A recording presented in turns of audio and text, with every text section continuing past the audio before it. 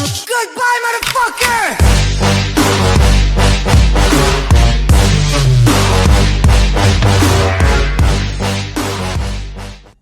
What is going on YouTube? It is Z Maximus here bringing you another Destiny video.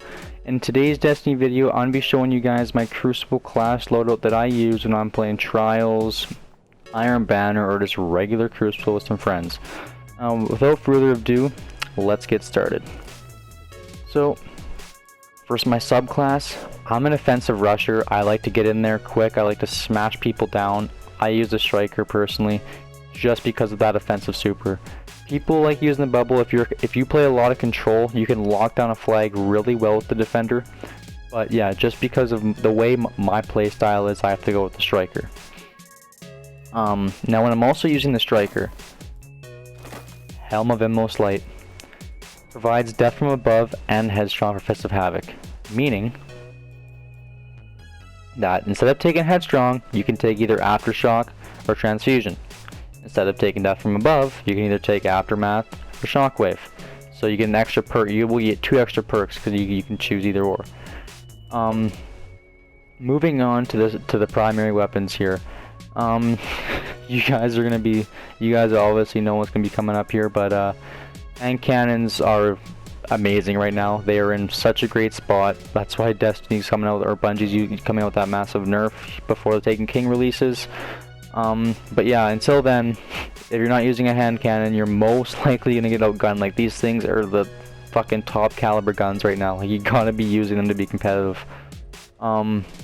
Personally, I take the Hawkmoon over the Thorn and the Last Word just because I'm a huge fan of this gun. Like, I've been wanting it forever and I finally got it. But the reason why too is the holding aces and the luck in the chamber. When those two perks proc, you can just fucking see someone blow up. Like, their health just shoots down. It's nuts. Like, I just love having that happen, especially if they go back to back too. It's just insane.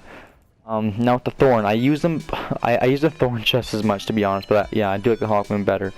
But this perk makes this gun, the Mark of the Devourer. This perk is so well. 2 shots to the head, you can walk away. The damage over time will kill him. It's crazy. I love this gun too, but yeah. And the Last Word, I don't have it on me. It's on my Hunter right now, actually, but personally, I don't use it that much. I'm not good with it. I like aiming down my guns, so like those 2 perks to me don't really appeal to me. That could be different for you, but that's just my opinion.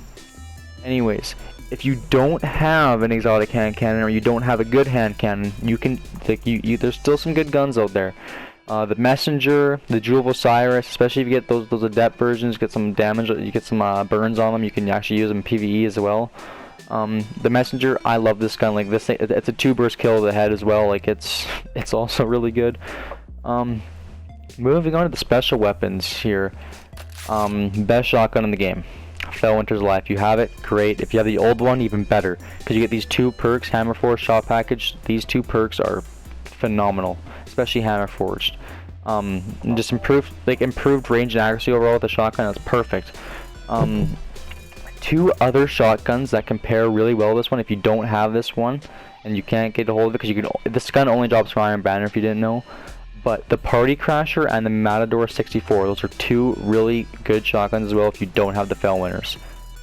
Either or, the Matador or the Party Crasher, if you have one, use it, reforge it until you get the best perks on it, and you'll be good to go. Moving on to the snipers, I use the Praetor's Revenge just because it has that high fire rate, high magazine rounds. Even though it has low impact, you can shoot it really quick, really fast. It's still going to be a 1-shot kill of the head most of the time, so it's still a really good sniper. I like using it personally. Yeah, a lot of people also use the Herb Benevolence. I'm not a huge fan of it, so yeah, that's why I stick to this, or my Chosen. But going on to the heavy weapons, a lot more people seem to use rocket launchers, but considering that I've never came across a good legendary one yet, so until then I'll be using my Yoldur's Hammer. And the reason why I like this so much is because I got a perfect roll on it. I got Rodeo, Field Scout, and Feeding Frenzy. Rodeo, it makes the gun a fucking laser beam. It's perfect. You guys will love it. Field Scout, max ammo capacity, can't go wrong with that. and feeding frenzy reload faster after every kill, also very great too. Now, if you do want a rocket launcher, which I'm going to consider doing this actually, because I keep forgetting to do it, but if you don't have a good legendary rocket launcher, if you go to the Dead Orbit vendor, you can buy the Exodus plan. It's also a really good rocket launcher for just purchasing one. It's only cost Crucible marks, so you'll be fine. But if you want the best legendary rocket launcher, it is hard to come by. I've never seen it drop myself. It drops in Crucible only. It's called the Ash Factory. It has max blast radius, and it is insane. Like, it is like the top legendary rocket launcher you can get. But I'm still trying to get it myself. But until then, I'll be using my Yolos hammer or the Exodus plan if I do end up buying it. Moving on to the armor. So yeah, I've already covered the Helm of Inmost Light. I only use it when I'm using my striker. Unless I'll explain this to you guys in a minute too after with my helm and my chest. But the Watcher's Gauntlets, I use these just because I can increase my reload speed with hand cannons. That's so helpful because all I use is my hand cannons. I don't use anything else.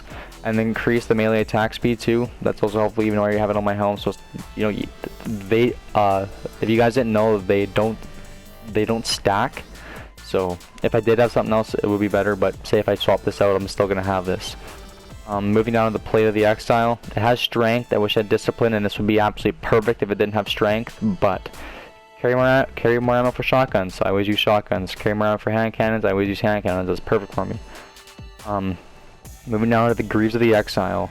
Perfect. Like, I like this. Now the only thing wrong with this one is the auto rifles, considering I don't use them. But coming in the nerf that's coming, I might be using auto rifles now because they are getting the buff out of all the other guns. So we will see. But I use it because of the heavy weapon and the discipline.